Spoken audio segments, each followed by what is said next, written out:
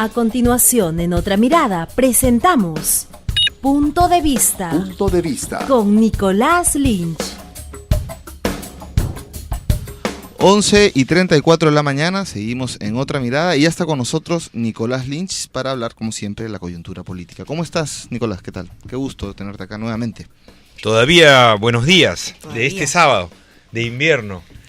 Bien, en el editorial de el día de ayer viernes en Otra Mirada hemos desarrollado el tema vacío de poder, soledad y tentación autoritaria. Refiriéndonos a una cuestión que ya habíamos venido desarrollando en otras editoriales, ¿no? de Otra Mirada. Este juego entre los líderes políticos de la derecha neoliberal del quítate tú para ponerme yo, ¿no? Ha llevado al país a una situación de vacío político y de grave ausencia de liderazgo. Ahora, ustedes me dirán, por buenas razones, ciertamente, hay ya no solo denuncias, ya acusaciones que están teniendo cauce parlamentario, fiscal, ¿no? De graves hechos de corrupción, en los casos de Alejandro Toledo en proceso, en los casos de Alan García en medio de esta mega comisión de investigación parlamentaria, e incluso creo ya en la fiscalía también. Bueno, el hecho de que Chinguel esté preso lo atestigua. Vamos a tener que construir un penal solo para presidentes, creo, ¿no? No sé, habría que ver eso. No sé si habrá plata. De repente en los que quedan hay que habilitar un ala. Fujimori preso, García Capilla, Toledo se hunde solo. Vaya. Pero ¿a qué voy, no? Que esta situación de quítate tú para ponerme yo, estas denuncias, este acuchillamiento, llevan al país a una situación de vacío político, ¿no? Hasta Lourdes Flores, que es prácticamente la única que quedaría en el terreno de la derecha neoliberal, está, por favor, pidiendo moderación, ¿no? A los muchachos.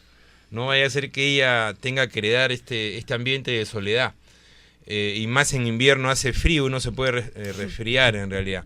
Entonces, pero ¿a qué nos lleva esto, no? Esto nos lleva a señalar que un vacío de poder abre escenarios peligrosos para el país, ¿no? Por una parte, un escenario autoritario, ¿no? Es el escenario, cuando hay vacío de poder, el escenario más plausible. No estamos diciendo que podría venirse un 5 de abril, pero se pone en el horizonte una posibilidad de esas características, ¿no? Las denuncias de seguimiento, soplonaje, en fin, chuponeo a celulares, de correos electrónicos que se multiplican, ya no solo por parte de algunos periodistas, sino en general, lo he escuchado en las últimas 2 semanas de boca de muchos conocidos, amigos, líderes de opinión, hacen que esto empiece a oler mal, ¿no? Pero ¿tú crees que Ollanta esté... Tú que lo has conocido, ¿no? Lo has conocido de cerca, has trabajado con él varios años en la campaña y todo esto. ¿Tú crees que él va a dar una pelea de ese tamaño? Mire, 2 cosas, ¿no? Primero, efectivamente, un escenario autoritario. Segundo, no estamos en las condiciones estructurales del 5 de abril, ¿no? No salimos de una época de hiperinflación, no hay necesidad de aplicar un ajuste económico, nos encontramos en otro momento. Digamos, ¿no? Que no tendría una justificación tan... No, así es. Además hay mala prensa para los golpes de Estado en América Latina. Sin embargo, el otro escenario es igualmente preocupante, y es al que te referías de manera oblicua, Carlos. El que el gobierno caiga en un momento de aguda debilidad política, ¿no? Del que ya se venían presentando síntomas en el último año, diría yo, ¿no? Todo el periodo post-Conga ha sido un periodo de aguda debilidad política, ¿no? Donde la derecha ha manejado a periodicazos a Ollantumala, ¿no? Y que esto se profundice, y los poderes fácticos pasen de influir en decisiones importantes a manejar el día a día. De hecho, ya hay gente que se refiere al presidente Castilla, ¿no? Sí. Por el ministro de Economía y Finanzas, que empezaría a tomar no solo decisiones económicas, sino decisiones también en otros aspectos productivos, en fin, de políticas sociales, hasta incluso influir en temas de seguridad, ¿no? Y que, bueno, en este segundo escenario, lo peor de todo sea que Ollantumala crea que sigue a cargo de la situación, ¿no? Claro, bueno, pero los bonos de la reforma agraria, por ejemplo, si se llegan a pagar, van a hacer una demostración pues plena de que hay pues una silla vacante, sobra una silla en la mesa de Palacio de Gobierno, que es la presidencial, ¿no? Porque finalmente, si eso procede, bueno, va a ser la evidencia más concreta de que el presidente es Castilla, ¿no? No, pero Castilla no está tan, o sea, digamos, ahí hay un montón de pugnas en el tema de los bonos agrarios que vamos a tener que desenmadejar, pero la cosa que creo que estás colocando es, o sea, si de un lado Ollanta no tiene digamos, esa decisión para enfrentar una pelea de este tipo, del lado de los grupos económicos confían en Ollanta como para darle todo el poder. Mira, Ollanta es el presidente en funciones, ¿no? Por lo tanto, las cosas en este momento se definen en función de cómo se influencia o cómo se controla al presidente en funciones, ¿no? Y eso es lo preocupante. Y creo que ha demostrado tampoco hacerlo muy difícil, ¿no? Ha sido bastante dócil, como decíamos, tal vez el último intento que tuvo de, no sé, de rebeldía fue cuando hubo todo el escándalo de Repsol y mira cómo también lo cortaron. ¿Cómo terminó? Bueno. Ahí terminó de cosito, ahí le pusieron cosito. Ahí fue, claro. Pero Bautizo. La última parte del análisis me parece importante, la responsabilidad para los nuevos actores políticos. Y pienso sobre todo en el Frente Amplio de Izquierda, ¿no?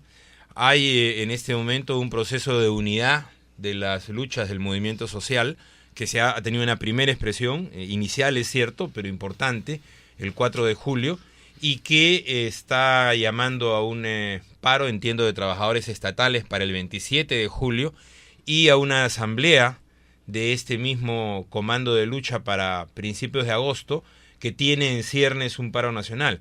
O sea, todo este proceso de unificación de luchas, de aparición del Frente Democrático de Izquierda que busca expresarlas, también inicialmente, le da una tremenda responsabilidad, ¿no? Tiene que enfrentar este vacío de poder que se genera por la incapacidad gubernamental de conducir y por la carencia de liderazgo de los otros partidos, ¿no? Que se llaman a sí mismos los guardianes de la democracia y que están en estos momentos dando un espectáculo terrible, ¿no?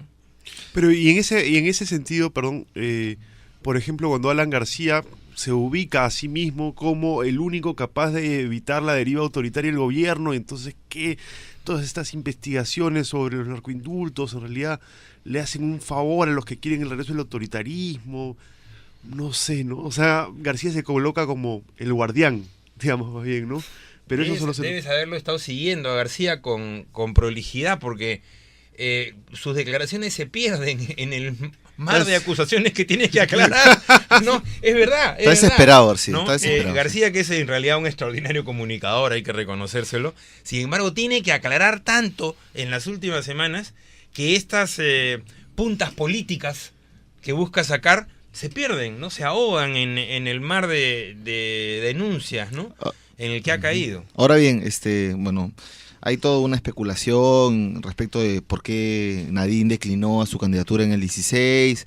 Bueno, hay bastantes versiones, pero lo cierto es que parece que ha salido Nadine y ha entrado Valdés, porque una de las preguntas que le hizo Chema Salcedo en la entrevista a Ollanta hace unos días, le dijo, ¿y qué opina del lanzamiento de la candidatura del ex premier Valdés?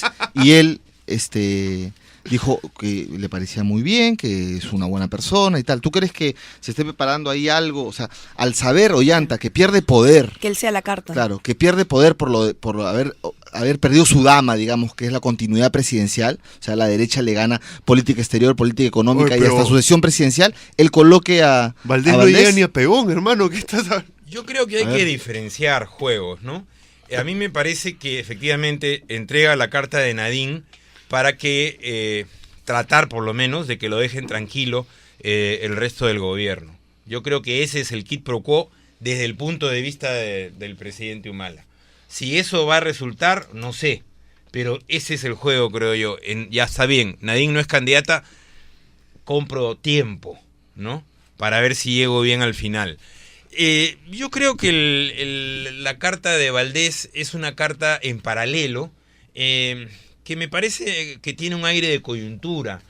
No le veo mediano plazo a Valdés, ni gran carisma presidencial, y me da la impresión que es más una iniciativa suya que de Ollanta Humala. Que Ollanta la pueda recoger porque tenga amistad o alguna afinidad es otra cosa, ¿no? Pero me parece más una iniciativa de Valdés, ¿no? Que no lo adornan pues las cualidades de la política, me da la impresión. Sí, ¿no? eso quedó obvio en la entrevista que tuvo en El Comercio, que en realidad parecía más una agenda muy personal, era como una pulga hablando, ¿no? Como el doctor Ciro que se quiere lanzar de candidato. Más o menos ese nivel, ¿no? O sea, no digo que no sea importante tenerlo en cuenta, digo que no me parece tan relevante. Bueno. No, antes de cerrar, solo una cosita muy pequeñita, ya que estás acá, tú eres un experto en democracia, en un país donde no se cumplen los programas de gobierno, se reparten los cargos, estamos viendo lo de la Defensoría del Pueblo y todo eso en el Congreso, la reforma política se hace para cerrar más que todo el sistema político. ¿Qué tipo de democracia estamos viviendo en el Perú y que le toca a Ollantaytamala? Bueno, yo te diría que Ollantaytamala es el tercer presidente de una continuidad neoliberal, ¿no? Que quiso cortar el gobierno de Valentín Paniagua, pero no pudo, por su carácter mismo de gobierno de transición, pero que continúan las bases que echó Fujimori, Toledo, García, y desafortunadamente, negando sus promesas de campaña, hoy Ollantaytamala, ¿no? Esas características que tú señalas han sido constantes, y lo que vive este país es una frustración democrática, donde la voluntad de las mayorías no se puede convertir en política de gobierno. Bien. Bueno, Nicolás, te agradecemos Gracias. como todos los sábados por tu agudo comentario. Regresamos después de la pausa con el bloque Bueno, Bonito y Barato.